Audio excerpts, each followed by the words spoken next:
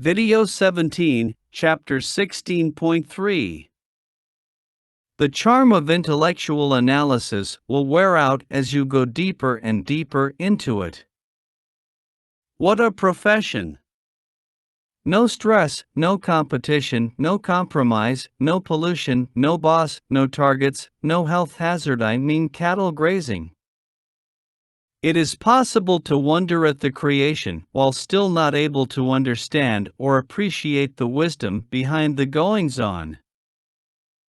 The more you see the other man's point of view, the less severe your criticism will become for good or for evil.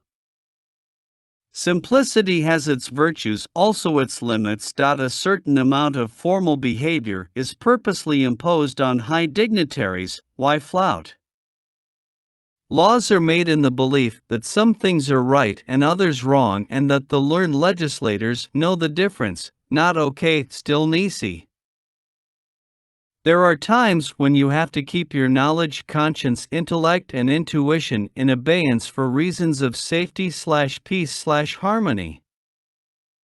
Those who take to unusual or exotic pursuits either blossom into great celebrities or get lost forever. Much of prevailing injustice stems from obsession of judiciary with ideal justice and absolute equality aspects not inbuilt in creation. Media entertainment provides excellent time pass to elders deprived of the company of youngsters, whose valuable time it has gobbled up. Faith is not contrary to logic. It is outside logic. It begins where logic ends. Land prices don't just increase. They explode. Demands of rising population and migration cannot account fully. Trend needs investigation. When dark clouds cast their shadows, walkers wish to hurry home. When possible misfortunes loom large in a family, elders feel same way. Mediation is a subtle art where settlement is given precedence over justice. Courts tend to give justice precedence over everything else. Not all things can be explained. At some point, logic may find itself at crossroads, not knowing in which direction to go. It needs some knowledge to know that something is true or correct, but it needs a lot more knowledge to explain why it is so. Discuss others vehemently and there will be crowds to listen. Analyze events dispassionately, crowd thins out, project ideas, and you will be alone. As years roll by, more and more things will be out of bounds for you, unless you are a celebrity. Wiser to let them go rather than cling. Things which one may likely need once in a way, but certainly not all the time, lead to borrowal. But then who should buy and who borrow?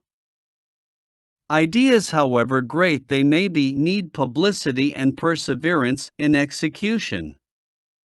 Otherwise, like crackers, a flash and a bang, and nothing left.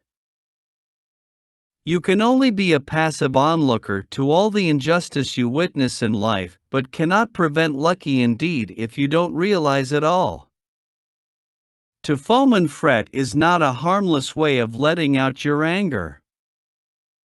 Gifts work both ways, when you give and when you fail to give. That is the sad aspect of gifting. No truth is so harmless that it can safely be divulged anytime, anywhere, and before anybody. Oftentimes you attend functions because you feel you may be mistaken otherwise. Maybe you are also invited for the same reason. To count your blessings is okay, but to derive satisfaction from others' woes is not so okay. But sometimes they have a tendency to overlap. Temptation erodes conscience, slowly but surely. Water cannot flow if gate valve is closed. Help cannot reach if fate valve is blocked. If whatever you do pleases your spouse, you are just married. If whatever you do irritates other, you are married for very many years. Seek not advice if you have already decided and have absolutely no intention of changing your decision, otherwise it will be irritating. People want you to make their problems light. They don't want you to highlight. Thank you for reading.